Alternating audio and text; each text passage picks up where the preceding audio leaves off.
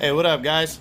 Coming to you this morning. Going to do the weekend preview for January 20 or July 27th. I'm sorry. Before I get into that, man, I want to thank everybody. I'm up to 25 subscribers now. I know that's not a big deal to some people, but to me it is. I mean, I was happy to be doing these videos for like 3 or 4 people or 2 people or even one back when I was on Instagram. So I'm really excited about that. Like that really makes, I'm totally humbled by that, and I just appreciate everybody tuning in and giving a fuck about these videos, and I hope they help when you go to watch boxing. I mean, that's all I'm doing it for, is so you got a little bit more info, because I love this shit, and you know, that's all I'm doing it for. So again, thank you. Up to 25, that's a big deal. So yeah, thanks again. All right, let's get into this weekend now. We got 2 separate cards coming up on July 27th, one on DAZN and one on Showtime. I'm going to get into the Showtime card, even though that starts an hour later. That starts at 6 o'clock. That's a triple header. This will probably end a little bit later than the DAZN card, or maybe even around the same time. So you're probably going to have to be doing some back and forth jumping. That's what I'll probably be doing. But if I'm even home, my son's got a tournament again. But anyways, so let's get into the Showtime card. We got a triple header. We start with the undercard. You got lightweight tilt. It's Ladarius Miller, 1 loss, American contender, not a bad fighter, taking on Jezreel Corrales, former 130-pound champion. So Miller, I don't really know who's the favorite in this one.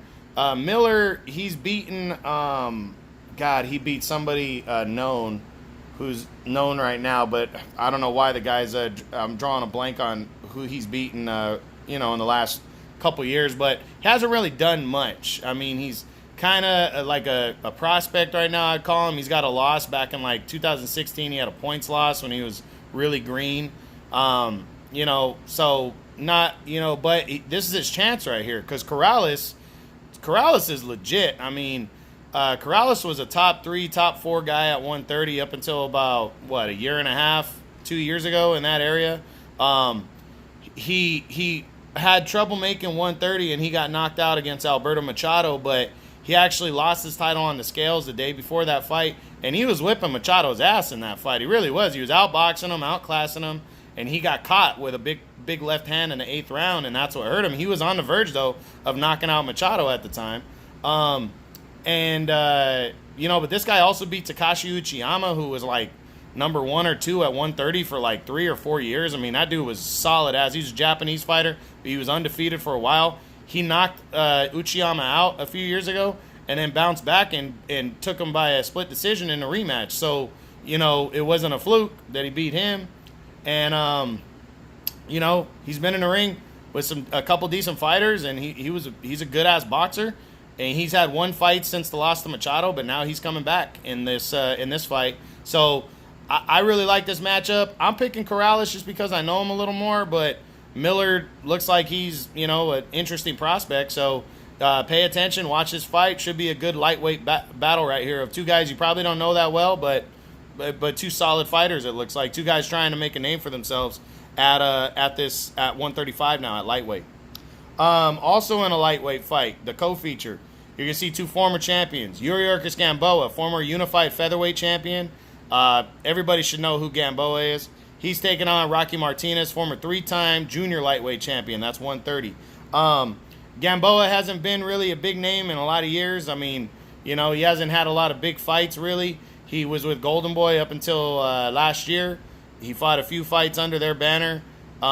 He did okay, but, he needs to really, he's like 36 now. If he really wants to make a splash and get into a big-time fight, he needs to really knock out, in my opinion. He should knock out Rocky Martinez, but he's still a name. So he's taking out Rocky Martinez, who, Martinez, he's only fought once in the last 3 years since he got his ass whipped against Lomachenko. That was back in 2016 when Lomachenko laid his ass out and took the title from him at 130. I didn't even realize it'd been that long. He came back in March. He got a win. So for me, I think Gamboa should win this fight going away. Either outbox Martinez or knock him out. But it's a battle of 2 former champs that have been there, done that. So it should be a decent one. I think it's going to be a decent scrap. I don't think these guys are, either one of them are around top 10 right now, but should be a decent co-feature. And then in the main event, you got Vontae Davis, undefeated 130-pound champion, taking on his mandatory Ricardo Nunez. I went back and looked at Nunez. Not really much to say about this guy. I think Davis should knock this fool out in the first 2 to 3 rounds, maybe 4 at the most. He should have a quick night and an impressive knockout, hopefully setting up something bigger later on. But again, the Showtime card starts at 6 o'clock. Now, the big card for me on DAZN. Basically, two fights that matter now. Murat Gassiev, the former unified cruiserweight champion, was moving up to heavyweight. He injured himself in training. He's no longer fighting. That made it a 3-fight card. Now it's really a 2-fight card, 2 fights that matter. The whole card starts at 5 o'clock, but these fights probably aren't going to get going until around 7, I'm thinking. The co-feature, Tevin Farmer, 130-pound champion. Pretty solid fighter. He's taking on his mandatory Guillaume Frenois from France. This looks like just on paper it looks like a stay busy opponent, but Frenois is actually his mandatory, so that's a good thing because that means Farmer can focus on a bigger fight after this win. Hopefully he doesn't overlook this guy. The only guy that I know of Frenois, his loss came to a dude that was kind of an interesting prospect, but that was back in 2013. That's the only loss on the guy's record. But he just fought John O'Carroll, the guy who Tevin Farmer just beat in March. Him and this Frenois guy fought last year, and they fought to a draw. So, I think Farmer's going to handle this guy. I see a later round middle to later round stoppage, or a one-sided decision. Farmer's not a big power puncher, but I'd like to see him get him out of there. But Farmer's a fun and exciting guy to watch. He actually is a really good southpaw boxer, but he throws caution to the wind, at least against these third-tier type fighters, and he goes toe-to-toe just to make the fight entertaining. I like him. He's a solid fighter. I got him winning this one. He's entertaining to watch, but it's not a big-time, matchup right here. But the biggest matchup of the weekend, guys, and one of the biggest of the month, a unification bout for the WBC and WBO 140-pound titles. You got undefeated WBC champion Jose Ramirez battling undefeated WBO champion Maurice Hooker. This is a big-time fight. These guys, neither one of them got into the World Boxing Super Series tournament, but now, and this is a big-time fight for boxing, and I'll get into that right now. The reason it's big for boxing overall is not just it's a unification bout, 2 undefeated fighters. That's huge. That's big. Unifying belts is a big deal. It separates the men from the boys, in my opinion. But also, this is a top-ranked guy and a pretty well brought along guy by Bob Arum and Top Rank coming over to DAZN to fight a Matchroom guy. Guys are crossing the street now. They're willing to for big enough fights, and I dig that shit. That means Eddie Hearn offered Bob Arum and Top Rank a shitload of money, because Bob Arum and Top Rank have made a lot of money off Jose Ramirez having him fight out of Fresno the last couple years now. So because Jose Ramirez is from Fresno. So, and I know, I live in the Central Valley in California, guys, so I know that, how big of a name Jose Ramirez is. When you leave our town, my little town that I live in, on the way out of town, they got a billboard that has Jose Ramirez in every one of his next fights. So he's a big deal here in the Central Valley, and Bob Arum's making a killing on selling out the Save Mart Center and all that shit. So the fact that he was willing to, and Ramirez is the bigger name between Ramirez and Hooker, the fact that he's willing to go to DAZN to fight, that's huge. And that's good for boxing. That's all it is. It's great for boxing.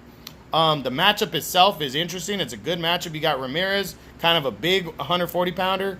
Guy likes to come straight forward. He's got pretty solid skill. Not a big power puncher, but solid, decent power, against Hooker, who's a good boxer and likes to mix it up too. So I think this is a really good matchup on paper. It really is. I really can see it going either way. But if I'm going to make a prediction, I'm going with Hooker by a decision here. But it could be close. I wouldn't be surprised if either guy catches each other and hurts each other, because both guys have decent power.